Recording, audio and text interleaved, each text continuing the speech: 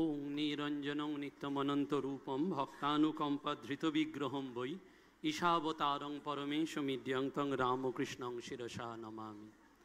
শ্রী শ্রী ঠাকুর, শ্রী শ্রী মা এবং স্বামীজিকে প্রণাম জানাই। মহাপুরুষ মহারাজের চরণে প্রণাম জানিয়ে আজকের এই ভক্ত সম্মেলনে, যদিও এখনও মহারাজরা কেউ হয়তো এই মুহূর্তে মঞ্চে নেই, কিন্তু রামকৃষ্ণ মঠ এবং মিশনের বিদগ্ধ সন্ন্যাসী বৃন্দ যারা প্রথম অধিবেশনে ছিলেন এবং একটু পরেই পরম পূজনীয় স্বামী শাস্ত্রজ্ঞানন্দজি মহারাজ আসবেন, এই আশ্রমের সম্পাদক পূজনীয় স্বামী সর্ববিদানন্দজি মহারাজ এবং সকালের অধিবেশনের মহারাজ বৃন্দকে প্রণাম নিবেদন করছি।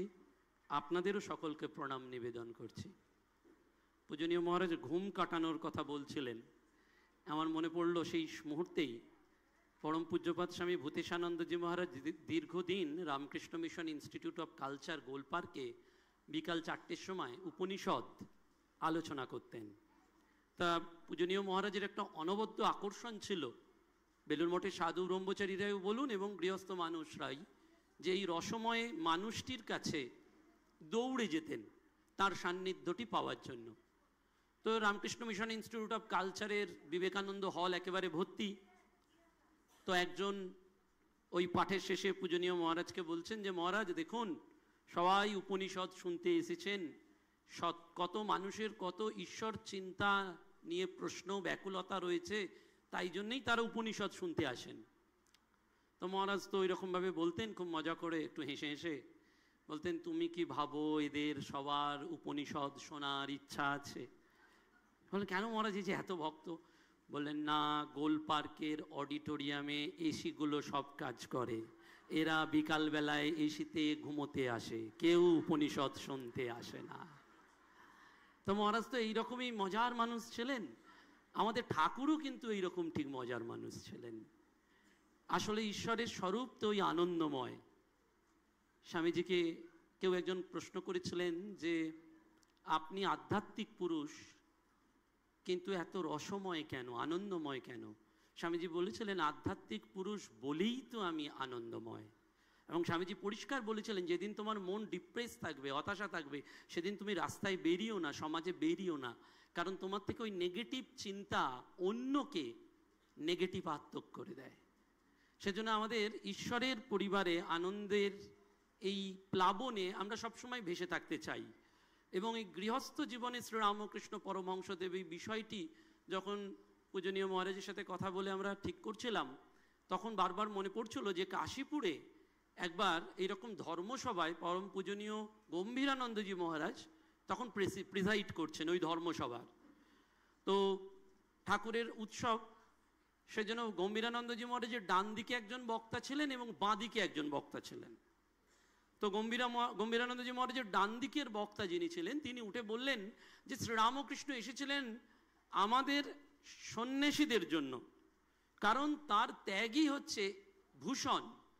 শ্রীশ্রীমা বলেছেন না যে, বাবা এবারে ত্যাগের ভাবটি দেখানোর জন্যই ঠাকুর এসেছিলেন। তো ঠাকুর এসেছিলেন এই ত্যাগী সন্তানদের জন্য। মহারাজ শুনলেন। মহারাজের বাম দিকে যিনি ছিলেন তিনি উঠে বললেন, না, শ্রীরামকৃষ্ণদেব এসেছিলেন এই গৃহস্থ মানুষদের জন্য, যারা সংসারের দহনে দগ্ধ হচ্ছে, জ্বলে পুড়ে ছারখার হয়ে যাচ্ছে, তাদের জন্য শ্রীরামকৃষ্ণ পরমহংসদেব এসেছিলেন। পূজনীয় স্বামী গম্ভীরানন্দজি মহারাজ যখন তার প্রেসিডেন্সিয়াল অ্যাড্রেস দিচ্ছেন, সভাপতির ভাষণ, তখন তিনি উঠে বললেন, Sri Ramakrishna neither came for sannyasins nor came for householders. Sri Ramakrishna সন্ন্যাসীর জন্যও আসেননি, শ্রীরামকৃষ্ণদেব গৃহীদের জন্যও আসেননি। বলেই থেমে বললেন, Sri Ramakrishna came for those who earnestly wanted to seek him. Sri Ramakrishnadev তাদের জন্যই এসেছিলেন যারা সত্যিকারের ঠাকুরকে চান, ঠাকুরকে ভালোবাসেন, তাদের জন্যেই এবারে প্রভুর আগমন। অর্থাৎ শ্রীরামকৃষ্ণ পরিমণ্ডলে সেই জন্য দেখবেন গৃহী এবং সন্ন্যাসী, স্বামীজি যখন ওই রামকৃষ্ণ মিশন অ্যাসোসিয়েশন প্রতিষ্ঠা করছেন বলরাম বাবুর বাড়িতে, তখন এই গৃহী এবং সন্ন্যাসী এই দুজনকেই স্থান দিচ্ছেন। এবং পরবর্তীকালে বেলুড় মঠের কনভেনশনে আমরা পাচ্ছি যে মঠ মিশনের বিদগ্ধ সন্ন্যাসী মহারাজরা বলছেন যে এই রামকৃষ্ণ ভক্ত, রামকৃষ্ণ অনুরাগী বলতে গৃহী এবং সন্ন্যাসী এই দুজনেরই সম্মিলিত রূপটি হচ্ছে এই শ্রীরামকৃষ্ণ জগতের ভক্ত। শ্রীরামকৃষ্ণদেবের চিন্তা ছিল আমাদের জন্য, গৃহস্থ মানুষদের জন্য। কেন এই চিন্তা ছিল না, শাস্ত্রে মনুস্মৃতি আপনারা যারা পড়েছেন তারা জানেন, মনুস্মৃতিতে বারবার বলা হয়েছে যে এই যে 4টি আশ্রম রয়েছে, ব্রহ্মচর্য, গারস্থ, বানপ্রস্থ এবং সন্ন্যাস, তার মধ্যে শ্রেষ্ঠ আশ্রম হচ্ছে গৃহস্থ আশ্রম। গৃহস্থ হিসাবে আমরা নিজেদের ব্র্যাকেট দিয়ে ফেলেছি যে আমাদের দ্বারা হবে না, আমরা পারবো না, আমরা নিজেদের হ্যান্ডিক্যাপ্ট করে ফেলেছি। কিন্তু এইটি শাস্ত্র যদি একেবারে দেখেন তাহলে শাস্ত্রে বলা হয়েছে এই গৃহস্থ আশ্রম শ্রেষ্ঠ আশ্রম। আপনারা 2টি বই খুব ফলো করতে পারেন, পূজনীয় স্বামী রঙ্গনাথানন্দজি মহারাজের গৃহস্থের আধ্যাত্মিকতা আর গৃহস্থ ধর্ম। সেখানে বারবার মহারাজ প্রতিপন্ন করে দিয়েছেন ঠাকুরমা স্বামীজির জীবনের দৃষ্টান্তের আলোকে যে এই গৃহস্থ আশ্রম হচ্ছে শ্রেষ্ঠ আশ্রম, কারণ এই গৃহস্থদের দ্বারাই এই সমাজের বাকি 3টি আশ্রম পরিপালিত, পুষ্ট এবং লালিত পালিত। সেই জন্য শ্রীরামকৃষ্ণ জগতেও দেখবেন 2জন ইন্দ্র, একজন মহেন্দ্র আর একজন নরেন্দ্র। একজন কিন্তু ত্যাগীর দলকে রিপ্রেজেন্ট করছেন, নরেন্দ্রনাথ, শ্রীরামকৃষ্ণদেবের মূল ভাবকে, বার্তাকে তিনি বহন করছেন। আর আরেকজন কিন্তু গৃহী, তিনি মহেন্দ্রনাথ, তিনি সংসার করেছেন। ঠাকুরের সাথে দেখা হতেই ঠাকুর বলেছেন তোমার বিয়ে হয়েছে? বলছেন হ্যাঁ বিয়ে হয়ে গেছে। তখন বলছেন রামলেলো ওর বিয়ে হয়ে গেছে। তারপরেই বলছেন তোমার ছেলে মেয়ে হয়েছে? বলছে হ্যাঁ ছেলে মেয়েও হয়ে গেছে। বলছেন রামলেলো ওর ছেলে মেয়েও হয়ে গেছে। অর্থাৎ এই মহেন্দ্রনাথের জন্য শ্রীরামকৃষ্ণ কনসার্ন, চিন্তা করছেন, আবার নরেন্দ্রের জন্যও চিন্তা করছেন। সেই জন্য শ্রীরামকৃষ্ণ জগতে দেখুন 2 ইন্দ্রকে তিনি নির্বাচন করেছেন, নরেন্দ্র এবং মহেন্দ্র। মহেন্দ্রকে দিয়ে ব্যাখ্যা করাচ্ছেন না, মহেন্দ্রকে দিয়ে ডকুমেন্ট করাচ্ছেন কথামৃত, আর নরেন্দ্রনাথকে দিয়ে তিনি কিন্তু এক্সপ্লেনেশন দেওয়াচ্ছেন। সেই জন্য বলা হয় শ্রীরামকৃষ্ণের এক্সপ্লেনেশন হচ্ছেন নরেন্দ্রনাথ। স্বামীজিকে না বুঝলে ঠাকুরকে বুঝতে গেলে গন্ডগোল, আগে স্বামীজিকে বুঝতে হবে, তারপর ঠাকুরকে বুঝতে হবে।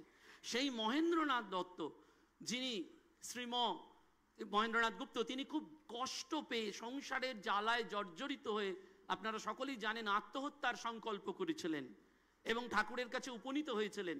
ঠাকুর পরিষ্কার তাকে বলে দিয়েছিলেন আত্মহত্যা করা মহাপাপ, আত্মহত্যা করলে প্রেত যোনিতে জন্মগ্রহণ করতে হয়। মাস্টারমশাই অবাক হয়ে গিয়েছিলেন, যেটি আমার স্ত্রী জানেন না, যেটি আমার বাড়ির কেউ জানেন না, সেটি ইনি কি করে জানতে পারলেন? এবং মাস্টারমশাইয়ের মৌতাত লেগে গিয়েছিল। কথামৃতে রয়েছে একমাত্র আফিং দিয়ে ময়ূরকে বশ করা যায়। পৃথিবীতে সমস্ত প্রাণীর মধ্যে ময়ূর হচ্ছে সেই যাকে আফিং দিলে সে নির্দিষ্ট সময়ে নির্দিষ্ট দিনে ওই আফিংটার নেশায় বারবার আসতে পারে। সেজন্য ঠাকুর বলছেন ওর মৌতাত লেগেছে, ওর ওই মৌতাত কথাটি উল্লেখ করেছেন কথামৃতে। সেজন্য এই কথামৃতটি যদি বারবার পুঙ্খানুপুঙ্খভাবে দেখেন তাহলে এই গৃহস্থ মানুষের সমস্যার সমাধান এই কথামৃতের পাতায় পাতায় রয়েছে। সেই জন্য রাজা মহারাজ বলেছিলেন এক কথায় ব্রহ্মজ্ঞান দিয়ে দিচ্ছি, তোমাদের এত কিছু জানতে হবে না। 12 বছর যদি নিরবিচ্ছিন্নভাবে কথামৃত কেউ পাঠ করে তাহলে সে ব্রহ্মজ্ঞানী হবেই হবে। 12 বছর নিরবিচ্ছিন্নভাবে, এই কথাটি ইম্পর্টেন্ট। কোনো বিচ্ছেদ দেওয়া যাবে না, কোনো পজ দেওয়া যাবে না। বাড়িতে শোক, দুঃখ, আনন্দ, বিষাদ যাই আসুক না কেন, ঠাকুরের থেকে সরে যাওয়া যাবে না। যেটা মাস্টারমশাইয়ের জীবন ছিল। মাস্টারমশাইয়ের বাড়িতে মেয়ের বা ছেলের বিবাহ হচ্ছে, মাস্টারমশাই কিন্তু ওই রাত্রি 2:30টার সময় চিলেকোটার ঘরে উঠে ওই ডায়েরিতে ঠাকুরের সাথে যে কথোপকথন সেটি লিখছেন, রেকর্ডই করছেন। বিয়ের অনুষ্ঠান হয়ে গেছে, সমস্ত আত্মীয় স্বজনের খাওয়া হয়ে গেছে, কিন্তু মাস্টারমশাই চিলেকোটায় উঠে ঠাকুরের সাথে ওই সংযুক্তকরণ করছেন। সেই জন্য রাজা মহারাজ বললেন 12 বছর কেউ যদি নিরবিচ্ছিন্নভাবে কথামৃত পাঠ করে তাহলে তার ব্রহ্মজ্ঞান হবেই হবে। স্বয়ং ঠাকুরের মানসপুত্রের এই কথা। সেই জন্য মাস্টারমশাই এই কথামৃত যেটি রচনা করলেন সেটিকেই বলা হয় এই কলির 5ম বেদ। কথামৃত দিতে পারে না এমন সমস্যার সমাধান নেই। দুর্ভাগ্য আমরা কথামৃত ভালোভাবে পড়ি না, যেটি সকাল থেকেই আলোচনা হচ্ছিল যে সাধু সঙ্গ, সাধু সঙ্গ। সেজন্য কথামৃত পাঠ আমাদের ভক্তদের জীবনে একান্ত প্রয়োজনীয়। সেই কথামৃতের আলোকে যদি লক্ষ্য করেন তাহলে এই গৃহস্থ জীবনে শ্রীরামকৃষ্ণ পরমহংসদেবের মূল সূত্রগুলি পাওয়া যায়। আমরা তো সংসারী মানুষ, সংসার করতে করতে আমরা দগ্ধ। আমরা কোন দিকে যাব, কোন পথে হাঁটবো অনেক সময় বুঝতে পারি না। আমাদের অবস্থাটা এরকম হয়, ওই একটি গল্পে রয়েছে, ওটি ওই ঘুম কাটানোর জন্যই একটা গল্প। তো এক দেশের রাজামশাই আর রানীমার মধ্যে কথা হচ্ছে। তো রাজামশাই রানীমার যখন কথা হচ্ছে তখন রানীমা রাজামশাইকে বলছেন যে দেখো, এই দেশের তুমি তো রাজা, তুমি ছেড়ে দাও, সমস্ত প্রজাই তার স্ত্রীর কথায় ওঠে আর বসে, স্ত্রী ছাড়া কোনো উপায় নেই। তো রাজামশাই বলছেন না, এরকম ব্যাপার নয়, আমি প্রমাণ করে দেবো, দেশে সবাই এরম হতে পারে না, মেজরিটি হতে পারে কিন্তু সবাই এরম হতে পারে না। তো বেশ পেয়াদা দিয়ে ঘোষণা করানো হলো, পরের দিন সকল যারা বিবাহিত পুরুষ তারা এসে একত্রিত হও, কারণ রাজামশাই একটা পুরস্কার দেবেন। তো সবাই এসে দাঁড়ালো। রাজামশাই সেই উচ্চ মঞ্চে উঠে বললেন যে দেখুন, দুটো ভাগে ভাগ হন, একটা ভাগ হচ্ছে যারা স্ত্রীর কথা শোনেন তারা দাঁড়ান, আর একটা হচ্ছে যারা স্ত্রীর কথা শোনেন না তারা দাঁড়ান।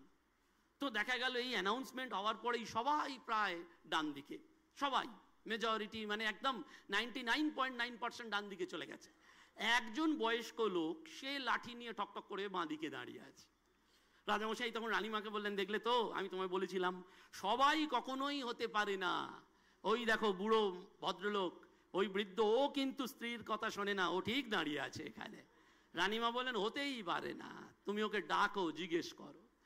তখন রাজামশাই খুব একেবারে যাকে বলে আনন্দ, গর্ব, কনফিডেন্স, তিনি ওই বয়স্ক বৃদ্ধ লোককে বললেন যে আচ্ছা তোমাকে একটা প্রশ্ন, তুমি কি স্ত্রীর কথা শোনো না? বৃদ্ধ ঘাড় নেড়ে বলছেন, না তা তো নয়। বললো, তাহলে সবাই যে ডান দিকে চলে গেল, তুমি গেলে না কেন? বললে, রাজামশাই আমার স্ত্রী বলেছে যেদিকে ভিড় থাকবে সেদিকে যাবে না, তাই আমি ওই দিকে যাইনি। তো এই মাস্টারমশাই ওই সংসারে জ্বলে পুড়ে যখন খার হয়ে যাচ্ছেন, শ্রীরামকৃষ্ণের কাছে এসছেন এবং কথামৃতের আলোকে দেখবেন ঠাকুরকে 4টে প্রশ্ন করেছিলেন। আমাদের গৃহী মানুষের রিপ্রেজেন্টেটিভ মহেন্দ্রনাথ শ্রীম, তিনি 4টি প্রশ্ন করেছিলেন। তার প্রথম প্রশ্নটি ছিল, ঈশ্বরে কি করে মন হয়?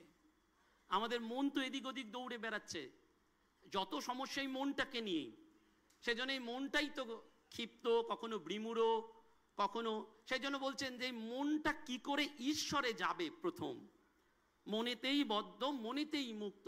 আমরা সকলে জানি, ঠাকুর বারবার সেটি বলেছেন, মনটি হচ্ছে আসল ধোপা বাড়ির কাপড়, যে রঙে ছোপাবে সেই রঙেই ছুপবে। ঠাকুর সঙ্গে সঙ্গে উত্তর দিয়ে দিলেন, কি করে ঈশ্বরে মন হয়? বললেন, ঈশ্বরের নাম গুণকীর্তন করতে হয় আর সর্বদা সাধু সঙ্গ করতে হয়। ঈশ্বরের নাম গুণকীর্তন করতে হয় এবং সর্বদা সাধু সঙ্গ করতে হয়। এই সাধু কেন না, বিষয়ী মানুষকে চাল ধোয়ানি জলের মতন, সেই জন্য ঠাকুর বলেছেন সাধু সঙ্গ একদিন দুদিন করলে হবে না, নিত্য সাধু সঙ্গ দরকার।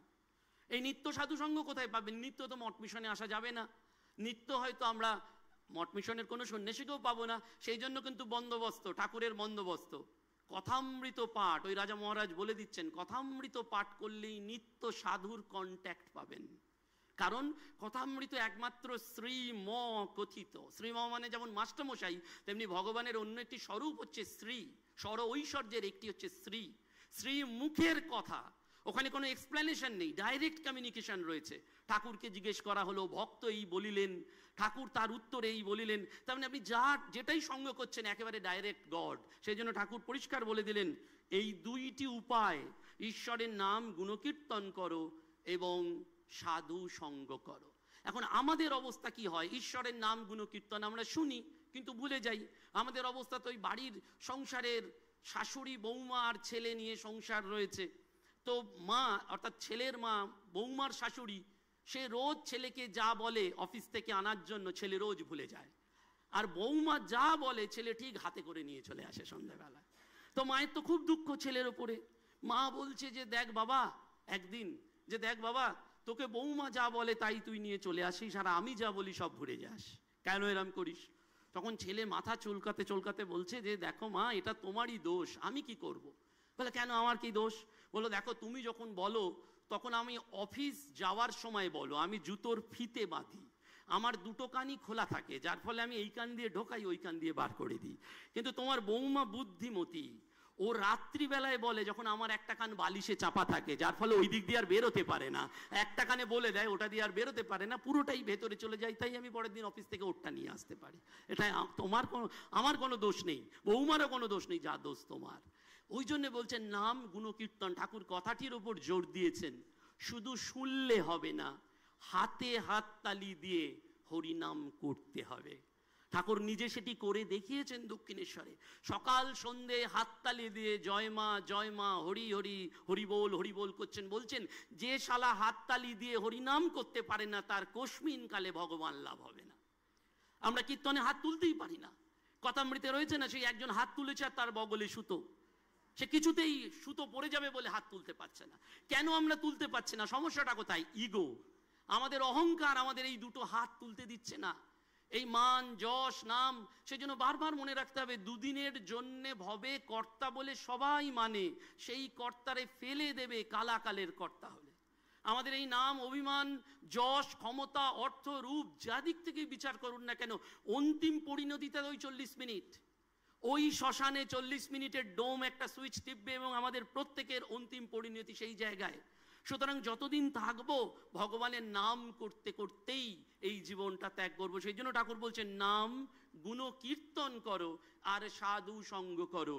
সাধু সঙ্গ ব্যতীত হরি কথা হয় না, তুলসীদাস বলছেন। বিনা সাধু সঙ্গ কখনো হরি কথা হয় না। হরি কথা ব্যতীত সংসারের মোহও যায় না, আর সংসারের মোহ না গেলে ভগবানের প্রতি অনুরাগও আসে না। সংসারের মোহটাই, সেজন্য আমাদের রামকৃষ্ণ মঠ মিশনের পূজনীয় অষ্টম অধ্যক্ষ মহারাজ স্বামী বিশুদ্ধানন্দজি মহারাজ বলতেন, সংসার কোনোদিন তোমাকে ছাড়বে না, তোমাকেই জোশ করে সংসার ত্যাগ করতে হবে। এবং এই ত্যাগটা কোথায়? মনে ত্যাগ। ত্যাগটা বাইরে ত্যাগ নয়। সংসারী মানুষ কাল থেকে সব কিছু ছেড়ে ছুড়ে দিয়ে ত্যাগ করবে না, তারা মনে মনে ত্যাগ করবে, মনটাকে চিত্ত পরিশুদ্ধ করবে। যেটি নবগোপাল ঘোষ, আপনারা জানেন হাওড়া এমন একটি অঞ্চল, রামকৃষ্ণপুর বিখ্যাত জায়গা, সারা পৃথিবীর ইতিহাসে এই বিখ্যাত হয়ে থাকবে রামকৃষ্ণপুর, কারণ ঠাকুরের প্রণাম মন্ত্রটি রচিত হলো একটি গৃহস্থ বাড়িতে। খুব সম্পর্কগুলো যদি দেখেন, স্বামীজি প্রতিষ্ঠা করছেন বলরাম বাবুর বাড়িতে, যিনি একজন গৃহস্থ, রামকৃষ্ণ মঠ মিশন অ্যাসোসিয়েশন। স্বামীজি প্রণাম মন্ত্র রচনা করছেন ঠাকুরের, সেটিও একটি গৃহস্থ বাড়িতে। কে বলে আমাদের গৃহস্থদের দ্বারা হবে না? আমাদের দ্বারাই হবে। এই বিশ্বাসটা ঠাকুর বারবার দিয়েছিলেন। সেই জন্য কথামৃতে তিনি বলছেন, আমরা পাচ্ছি, মাইরি বলছি দিব্যি করে বলছি, সংসারে থেকেই তাকে লাভ করা যায়। সংসার ছেড়ে নয়, সংসারে থেকে। এই গৃহস্থ জীবনকেই তপবনে পরিণত করে দেওয়া যায় যদি তোমার ইচ্ছা থাকে। বম্বেতে এমন একজন ফ্যামিলি রয়েছেন যাদের বাড়িতে এই মঠ মিশনের সমস্ত সাধুরা যান, হাজব্যান্ড ওয়াইফ ছেলে মেয়ে নিয়ে সংসার করছেন, কিন্তু ঠাকুরকে তাদের ডাইনিং টেবিলে ঠাকুর মায়ের জন্য আলাদা চেয়ার রয়েছে। দুপুরবেলা লাঞ্চ ঠাকুর মাকে দেন, সকালবেলা মুড়ি খেলেও সেটা ঠাকুর মাকে দেন।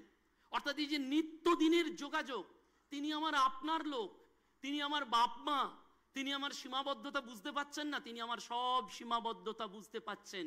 নবগোপাল ঘোষ সেই জন্য কাশীপুরে কল্পতরুদ্দিন যখন গিয়ে ঠাকুরকে ধরলেন পায়ে ধরে, যে ঠাকুর আমার কি হবে?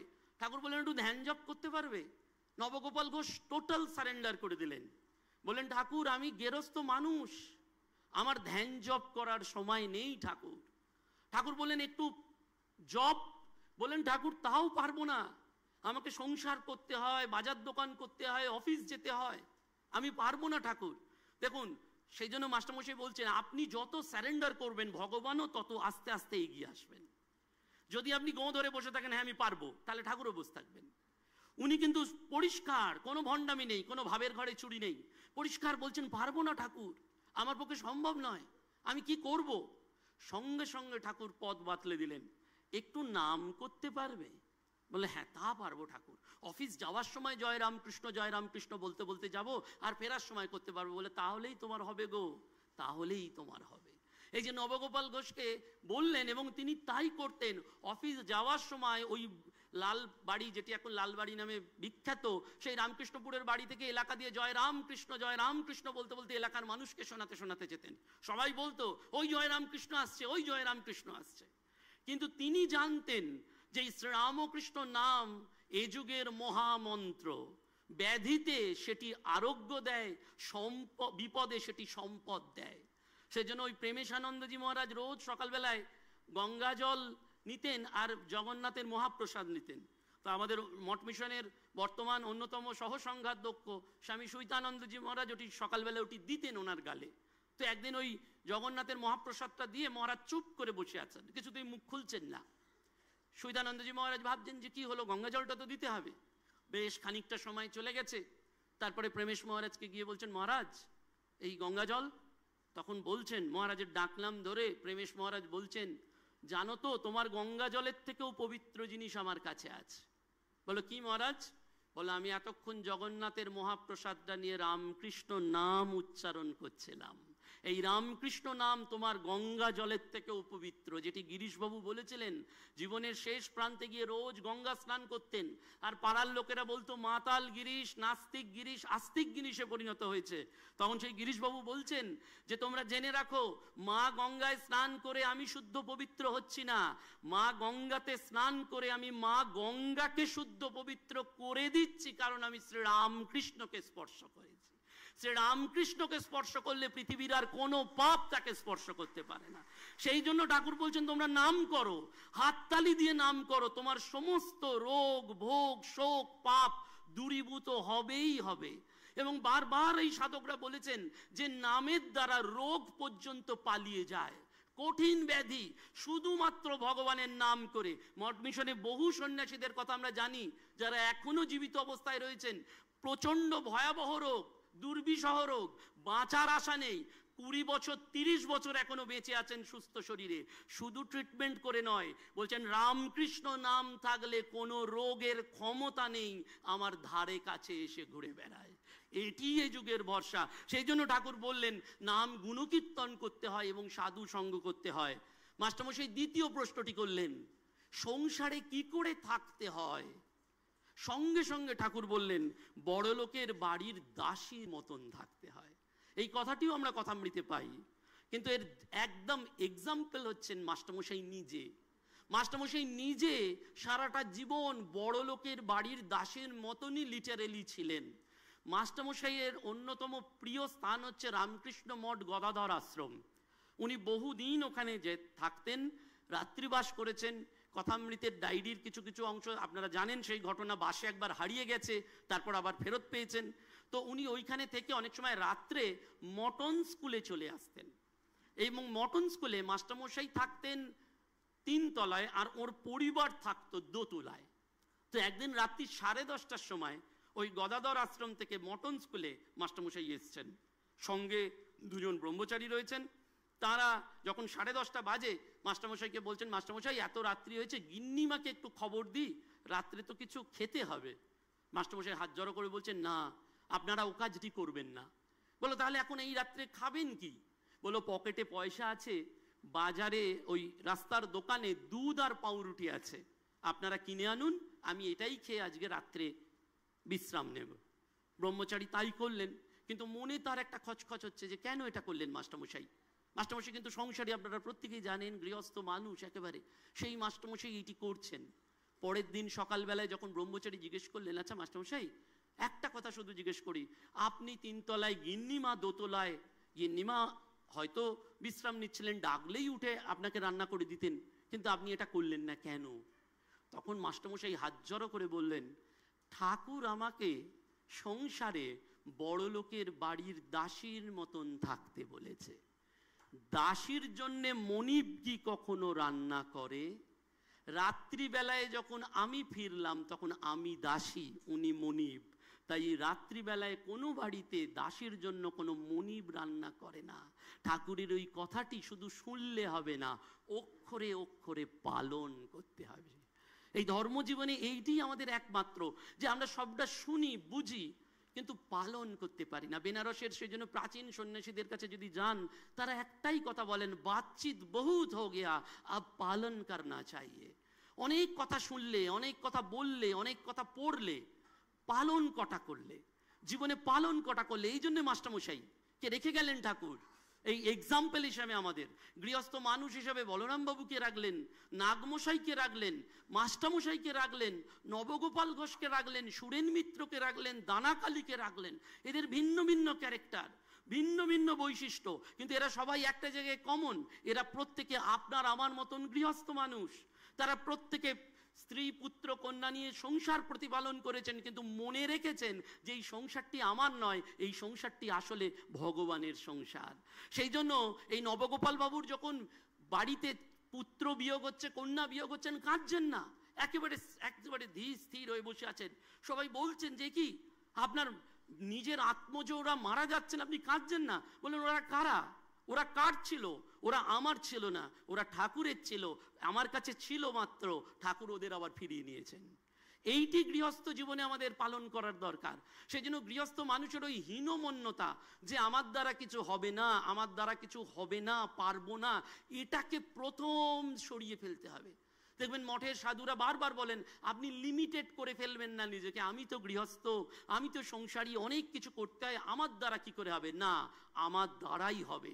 ঠাকুর বলেছেন সেই জন্য যে সংসার ত্যাগ করেছে সে তো ভগবানকে ডাকবেই, তার মধ্যে বাহাদুরি কোথায়? কিন্তু যে 20 মণ পাথর বা বোঝা মাথায় নিয়ে আমাকে ডাকে, আমাকে ভজনা করে, সেই ধন্য, সেই বীর ভক্ত।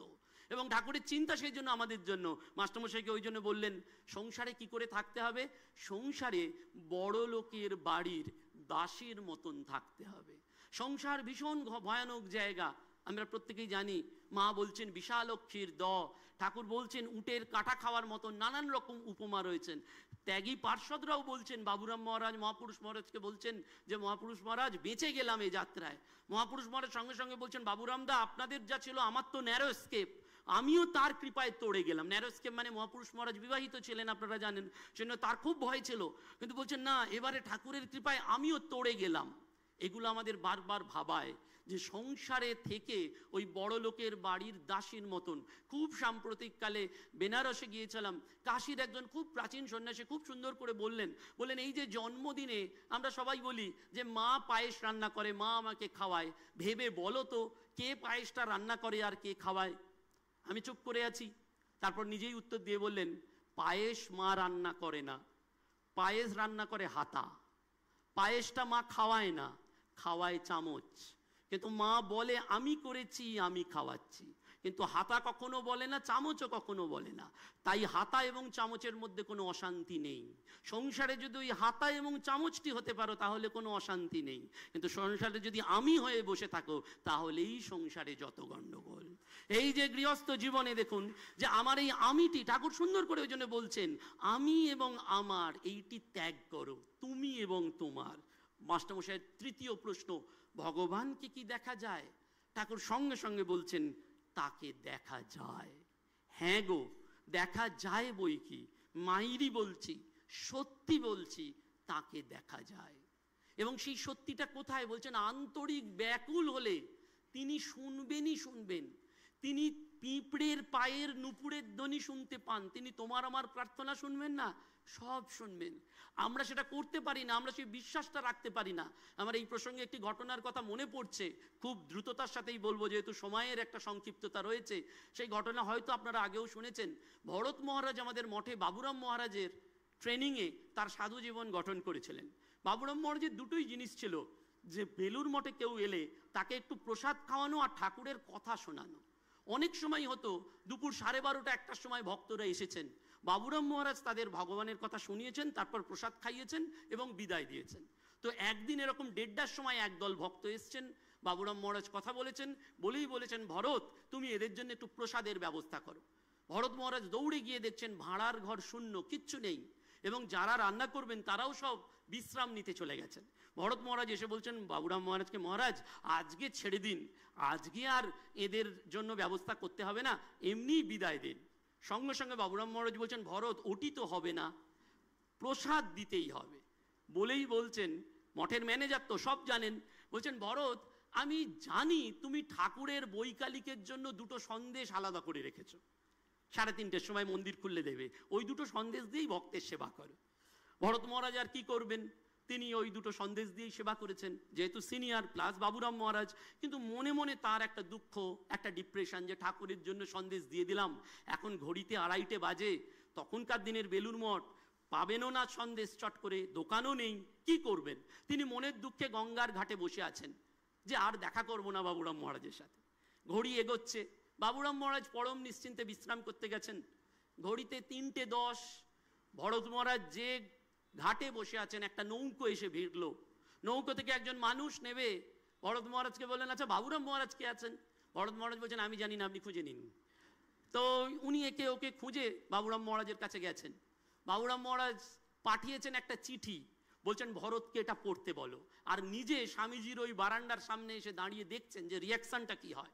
তো ভরত মহারাজের কাছে একজন ব্রহ্মচারী এসে বলছেন, বাবুরাম মহারাজ চিঠিটা দিলেন, পড়ুন। বলে, চিঠি পড়ে কি করব? ঘড়িতে 3:20 বাজে, মন্দির খুলতে হবে, চিঠি নিয়ে কি হবে? কিন্তু বলেছেন, চিঠিটা যখন খুলেছেন, পড়ছেন, ভরত মহারাজের দু চোখ দিয়ে জল পড়ছে। চিঠিতে লেখা আছে, আমি কলকাতার একজন মিষ্টান্ন ব্যবসায়ী, এক নৌকো ভর্তি মিষ্টি পাঠালাম। যদি বিকেল 3:30 বৈকালিকে ঠাকুরকে নিবেদন করা যায়, তাহলে আমার মিষ্টির ব্যবসা সার্থক হবে। ভরত মহারাজ দৌড়ে গেছেন বাবুরাম মহারাজের কাছে।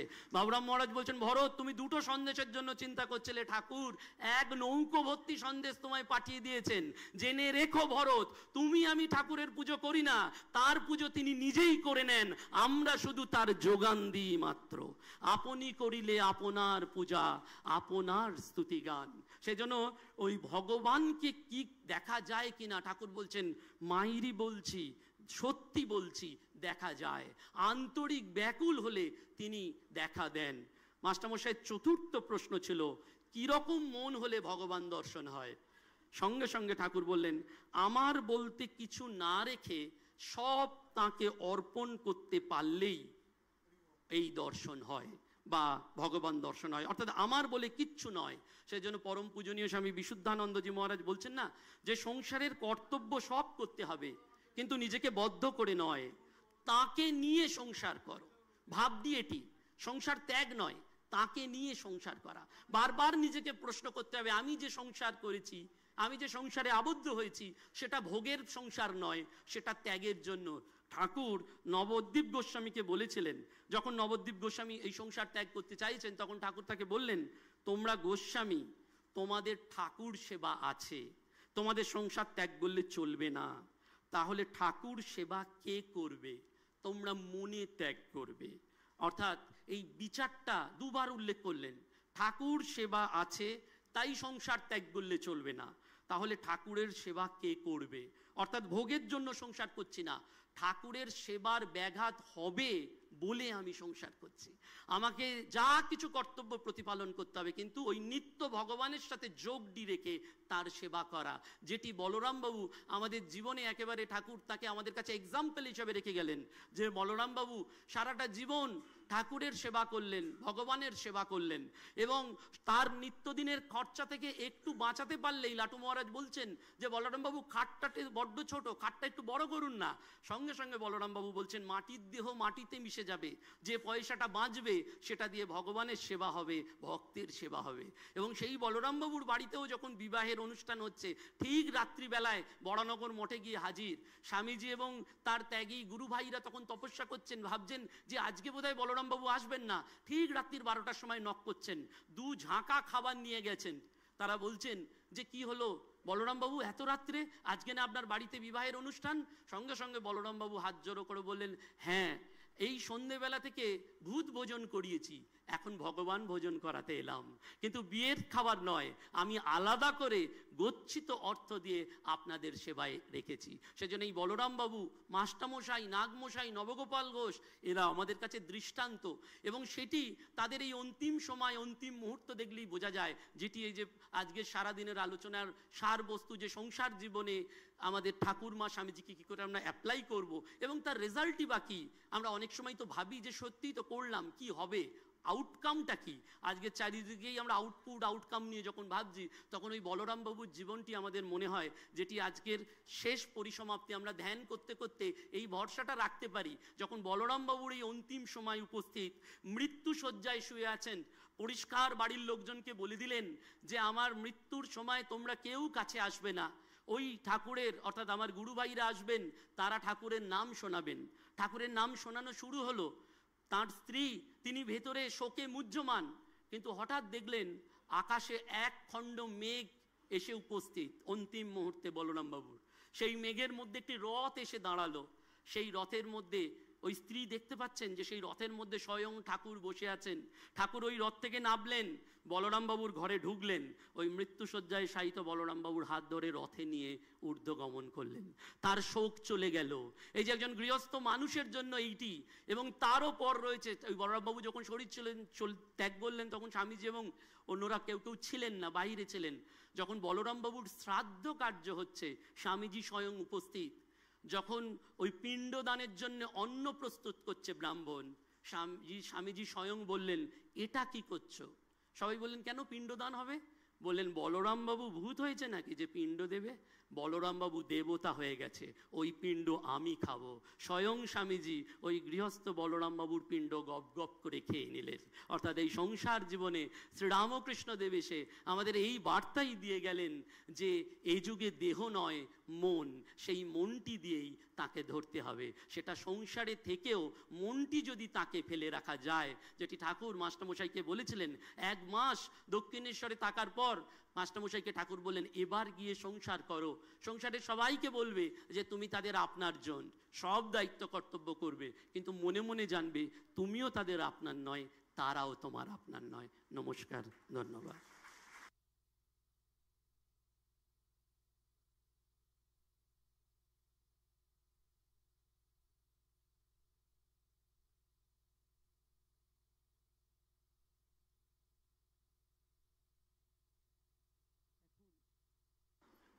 এখন সঙ্গীত